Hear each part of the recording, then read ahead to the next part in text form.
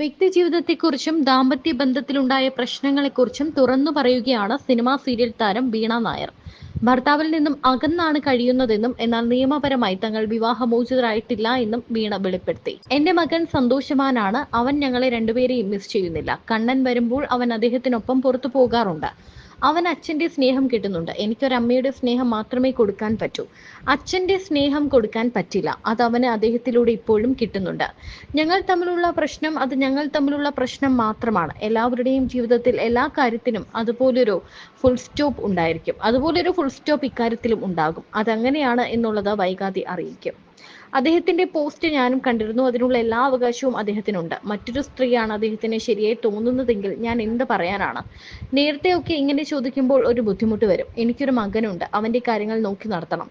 പ്രൊഫഷനായി മുന്നോട്ട് പോകണം. നിയമപരമായി ഞങ്ങൾ വിവാഹമോചിതരായിട്ടില്ല, അകന്ന് കഴിയുകയാണ് എന്നത് സത്യമാണ് എന്നാണ് വീണ നായർ പറഞ്ഞത്. ബിഗ് ബോസ് ദാമ്പത്യ ജീവിതത്തെ ബാധിച്ചു എന്ന തരത്തിലുള്ള വാർത്തകളും വീണ നിഷേധിച്ചു. ഒരു ഷോ കാരണം ഒന്നും തകരുന്നതല്ല കുടുംബം. അത് കുറേ നാളുകളായുള്ള യാത്രകൾ കൊണ്ട് സംഭവിക്കുന്നതാണ്. ബിഗ് ബോസ് കാരണം എന്റെയും മഞ്ജു പത്രോസിന്റെയും ഒക്കെ കുടുംബം തകർന്നുവെന്ന പല കമന്റുകളും കണ്ടിരുന്നു. അതങ്ങനെയല്ല.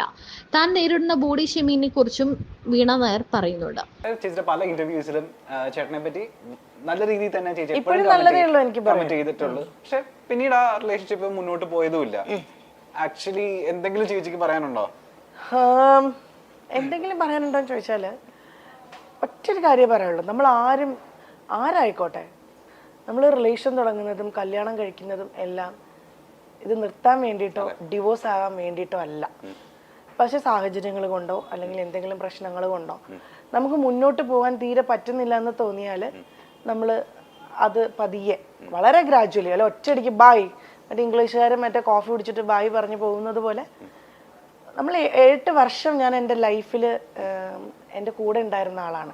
എനിക്കത് പെട്ടെന്ന് ഒരിക്കലും നമുക്ക് അതിൽ നിന്ന് വിട്ടുമാറാൻ പറ്റില്ല. ഒരുപാട് സമയമെടുക്കും. ഞാനിനിയിപ്പം നാളെ ഒരിക്കലും ഞാൻ വേറൊരു റിലേഷനിലാവുകയോ അല്ലെങ്കിൽ നാളെ ഞാൻ വേറൊരു കല്യാണം കഴിക്കുകയോ അല്ലെങ്കിൽ അങ്ങനെയൊക്കെ സംഭവിച്ചെങ്കിൽ കൂടി ഇതൊരിക്കലും നമ്മുടെ ലൈഫിൽ നിന്ന് മറക്കാൻ പറ്റില്ല. കാരണം എൻ്റെ കുഞ്ഞിൻ്റെ അച്ഛനാണത്. ആ അച്ഛൻ എന്നുള്ള സ്ഥാനം ഞാൻ എത്ര ഇനിയും തേച്ചും മാച്ചെന്ന് പറഞ്ഞാൽ അത് മാറ്റാൻ പറ്റില്ല. അമ്പാടിയുടെ അച്ഛൻ സ്വാതി എന്ന് പറയുന്ന ആർജയമ്മൻ എന്ന് പറയുന്ന ആള് തന്നെയാണ്. സോ ആ റെസ്പെക്റ്റ് എനിക്ക് എപ്പോഴും ഉണ്ടായിരിക്കും. ഞങ്ങളിപ്പോൾ സെപ്പറേറ്റഡ് ആണ്. എനിക്ക് തോന്നുന്നു ഞാൻ ഇത് വളരെ ഓപ്പൺ ആയിട്ട് പറയുന്ന ഫസ്റ്റ് ഇൻ്റർവ്യൂ ഇതായിരിക്കും. ഞങ്ങൾ സെപ്പറേറ്റഡ് ആണ്. ഇപ്പോൾ ഒരു 2 വർഷത്തോളമായിട്ട് ഞാൻ കൊച്ചിയിലാണ് താമസിക്കുന്നത്. പക്ഷെ ഞങ്ങൾ തമ്മിൽ മോൻ്റെ കാര്യത്തിൽ എല്ലാം പ്രോപ്പറായിട്ടും കുഞ്ഞിനെ ഇപ്പം പുള്ളി നാട്ടിലുണ്ട്. മോനെ കൊണ്ടുപോകുന്നുണ്ട്, കൊണ്ടുവിടുന്നുണ്ട്, മോനെ കാണാറുണ്ട്. അവൻ്റെ അപ്പൂപ്പൻ്റെ അമ്മൂമ്മയുടെ അടുത്ത് പോയി എൻജോയ് ചെയ്യാറുണ്ട്. അപ്പൂപ്പൻ്റെ അമ്മൂമ്മയെ അവന് ഭയങ്കര ഇഷ്ടമാണ്. കാരണം എനിക്ക് അച്ഛനും അമ്മയില്ല. സോ അവൻ്റെ അപ്പൂപ്പൻ്റെ അമ്മൂമ്മയുടെ സ്നേഹം അറിയണമെങ്കിൽ തീർച്ചയായിട്ടും കണ്ണൻ്റെ അച്ഛനും അമ്മയേ ഉള്ളൂ. അതിനൊക്കെ ഇനി ഞാൻ ഒന്നും കാണിച്ചിട്ട് കാര്യമില്ല. അവൻ ആ സ്നേഹം കിട്ടണം, അവിടെ തന്നെ പോകണം. നാളെ ഒരിക്കലും വലുതായി വരുമ്പം എന്നോട് ചോദിക്കരുത് എൻ്റെ അപ്പൂപ്പൻ്റെ അമ്മൂമ്മ എനിക്കിടക്ക് പോകാൻ പറ്റിയില്ല അല്ലെങ്കിൽ എനിക്ക് എൻ്റെ അച്ഛൻ്റെ കൂടെ അങ്ങനെയൊന്നും ചോദിക്കാനുള്ള സിറ്റുവേഷൻ ഒരിക്കലും ഉണ്ടാക്കില്ല ഞാൻ.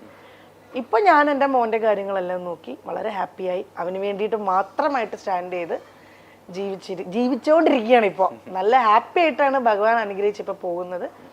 പിന്നെ എന്താ പറയുക, ഇങ്ങനെയുള്ള ഇപ്പം നമ്മൾ ഒരു സെപ്പറേറ്റഡ് ആയിട്ടുള്ള ഒരു സ്ത്രീ എന്നുള്ള രീതിയിൽ ഇപ്പോഴും സമൂഹം വേറൊരു രീതിയിലാണ് അതിനെ കാണുന്നത്. അതിപ്പം ഞാൻ നേരത്തെ ഒരു കാര്യം പറഞ്ഞില്ല, എൻ്റെ ലൈഫിലെ പ്രശ്നങ്ങൾ അത് എനിക്ക് മാത്രം ഞാൻ എക്സ്പീരിയൻസ് ചെയ്ത കാര്യമായിരിക്കും. അതുപോലെ തന്നെ അദ്ദേഹത്തിന് ഉണ്ടായിരിക്കും. അദ്ദേഹം എക്സ്പീരിയൻസ് ചെയ്ത കാര്യങ്ങളും അല്ല അദ്ദേഹത്തിന് ഉണ്ടായ ബുദ്ധിമുട്ടുകളും അത് രണ്ടും കൂടെ ചേർന്നിട്ടായിരിക്കും. അല്ലാതെ എപ്പോഴും എന്ത് പ്രശ്നങ്ങൾ വന്നാലും ഒരാളുടെ മാത്രം മിസ്റ്റേക്ക് കൊണ്ടല്ല. എനിക്ക് എൻ്റെ ഒരു എക്സ്പീരിയൻസിലാണ് ഞാൻ ഈ പറയുന്നത്. 2 ഭാഗത്തും എന്തെങ്കിലുമൊക്കെ കാരണങ്ങൾ കൊണ്ടായിരിക്കാം ഒരു ബന്ധം വേണ്ടാന്ന് നമ്മൾ വെക്കുന്നത്. ഇപ്പോഴും ഞങ്ങൾ ഡിവോഴ്സ് ആയിട്ടില്ല. ഇനി നാളെ ഒരിക്കൽ ഞങ്ങൾ മുന്നോട്ടേക്ക് മോന് വേണ്ടിയിട്ട് പോകുമെന്നും അറിയില്ല. പൂർണ്ണമായിട്ടും ആ ബന്ധം വേണ്ട എന്ന് നമ്മൾ മറ്റേ കട്ടൺ റൈറ്റ് പോലെ അങ്ങനത്തെ ഒരു തീരുമാനത്തിൽ എത്തിയിട്ടില്ല. പക്ഷെ ഞങ്ങൾ വിളിക്കും, മോൻ്റെ കാര്യം സംസാരിക്കും, വഴക്ക് പിടിക്കാറുണ്ട്. ഇപ്പോഴും ഞങ്ങൾ തമ്മിൽ വഴക്കുണ്ടാവാറുണ്ട്, ഫോണിൽ കൂടെ ആർഗ്യുമെന്റ്സ് ഉണ്ടാവാറുണ്ട്. നമുക്ക് വേണ്ട എന്ന് പൂർണ്ണമായിട്ടും നമ്മൾ തീരുമാനിച്ചാൽ പിന്നെ ഈ വഴക്കിൻ്റെ ആർഗ്യുമെന്റ്സിൻ്റെയും കാര്യങ്ങളില്ല. കട്ട് ഓഫ് ചെയ്താൽ പിന്നെ നെവർ മൈൻഡ്, അങ്ങനെ ആണല്ലോ. പക്ഷെ ഇപ്പോഴും അത് അങ്ങനെ പോയിക്കൊണ്ടിരിക്കുക. ഇപ്പോഴും മറ്റേ ക്ലൈമാക്സ് ആയിട്ടില്ല. ക്ലൈമാക്സ് ആകുമ്പോൾ ഉറപ്പായിട്ടും ഞാൻ എൻ്റെ ഒഫീഷ്യൽ പേജിലൂടെയും കാരണം ഇത് ഞാൻ പോലും അറിയാതെ നാട്ടുകാർ ആഘോഷിച്ചു. കാരണം ഞാൻ എൻ്റെ കുറെ വാർത്തകൾ ഇതിനോടകം വന്നിരുന്നല്ലേ, അതായത് ആ സമയത്ത് ബിഗ് ബോസിൽ നിന്ന് ഇറങ്ങിയതിന് ശേഷമാണെന്ന് തോന്നുന്നു കുറെ ന്യൂസ് വന്നിരുന്നു, സെപ്പറേറ്റഡ് ആയി, ഡിവോഴ്സ്ഡ് ആയി എന്നൊക്കെ പറഞ്ഞു. അതെ, അത് പിന്നെ അത് ഞാൻ ഒരിക്കലും മറ്റുള്ളവരെയും കുറ്റപ്പെടുത്തില്ല. കാരണം ഇൻഡസ്ട്രിയിലുള്ള എല്ലാ ആൾക്കാർക്കും എന്തെങ്കിലും നമ്മൾ തമ്മിലൊരു പിണക്കം വന്നാൽ കൂടെ അവർക്ക് എപ്പോഴും ക്യൂരിയോസിറ്റിയാണ്. സെലിബ്രിറ്റീസ് ആയാലും അല്ലെങ്കിൽ ഇപ്പോൾ രാഷ്ട്രീയക്കാരുടെ ലൈഫായാലും അല്ലെങ്കിൽ ഇപ്പോൾ ഇൻഫ്ലുവൻസേഴ്സിന്റെ ലൈഫായാലും ഒക്കെ സെലിബ്രിറ്റി എന്നുള്ളൊരു സ്റ്റാറ്റസ് ഉണ്ട്. അവരുടെ ലൈഫിൽ എന്ത് നടക്കണു എന്നറിയാൻ വേണ്ടിയിട്ട് അത് ഓൾമോസ്റ്റ് ഇപ്പം നമുക്ക് പോലും നമ്മുടെ കൂടെയുള്ള സെലിബ്രിറ്റീസിന്റെ ലൈഫിൽ എന്ത് നടക്കുന്നു ഒരാൾ പറയുമ്പോൾ അത് കേൾക്കാനുള്ള കൗതുകമുണ്ട്. ആ കൗതുകം തന്നെ അവർക്കുള്ളൂ. അത് പിന്നെ അത് വേറെ രീതിയിലാക്കും. അതിപ്പോ ട്രെൻഡായി മാറിയിട്ടുണ്ട്. കുറച്ച് കഴിയുമ്പോൾ ഇതിനും ഒരു വാല്യൂ ഇല്ലാതാവും. അപ്പൊ ഇതൊക്കെയാണ് സംഭവം. ഞങ്ങൾ ഇപ്പൊ സെപ്പറേറ്റഡ് ആണ്. മോന്റെ കാര്യങ്ങൾ നോക്കി. മോൻ നൈപുണ്യ സ്കൂളിലാണ് പഠിക്കുന്നത്. 1ാം ക്ലാസ്സിലേക്ക് പോണു. ഹാപ്പി ആയിട്ടിരിക്കുന്നു ഞാൻ. വേറെ പ്രശ്നങ്ങളൊന്നുമില്ല. നമ്മളൊരു റിലേഷൻ വേണ്ടാന്ന് വെച്ച് കഴിഞ്ഞിട്ട് നമ്മൾ ലൈഫിലേക്ക് താഴേക്ക് പോന്നു കഴിയുമ്പോഴാണ് നമുക്കതിനെ അയ്യോ എന്നൊരു തോന്നൽ വരാം. പക്ഷെ നമ്മളൊരു റിലേഷൻ അല്ലെങ്കിൽ അതിൽ നിന്ന് മാറിയിട്ട് നമ്മൾ ഓക്കെ ആയാൽ മതി. അപ്പം അത് ഏത് റിലേഷൻ ആയാലും, ഇപ്പോൾ ഒരു പ്രണയം ഉണ്ടായിട്ടുള്ള നമുക്കൊരു പ്രണയത്തിൽ നിന്നാണെങ്കിലും നമ്മൾ റിക്കവർ ചെയ്ത് വന്നിട്ട് നമ്മൾ മുന്നേക്ക് നല്ല രീതിയിൽ പോയാൽ മതി. അവിടുന്ന് താഴെ പോയി ഡിപ്രഷനായി ഹോസ്പിറ്റലൈസ്ഡായി ആത്മഹത്യ അതൊന്നും അല്ലാണ്ട് ഒരു സ്റ്റെപ്പ് നന്നായി മേലേക്ക് പോകുന്നുണ്ടെങ്കിൽ അത് നല്ലതാണ്. ഞാൻ പറഞ്ഞില്ലേ, എല്ലാ സമയവും കടന്നു പോകും. ഒന്നിനും സ്റ്റെബിലിറ്റി ഇല്ല ലൈഫിൽ. ഇപ്പം നമ്മൾ ഈ സംസാരിച്ചുകൊണ്ടിരിക്കുന്നത് ഒരു അരമണിക്കൂറിൽ ഇത് തീരും. ഇത് റെക്കോർഡായിട്ടുണ്ടാവും. ഈ സമയത്ത് ഞാൻ പറയുന്നതൊക്കെ ഉണ്ടാവുള്ളൂ.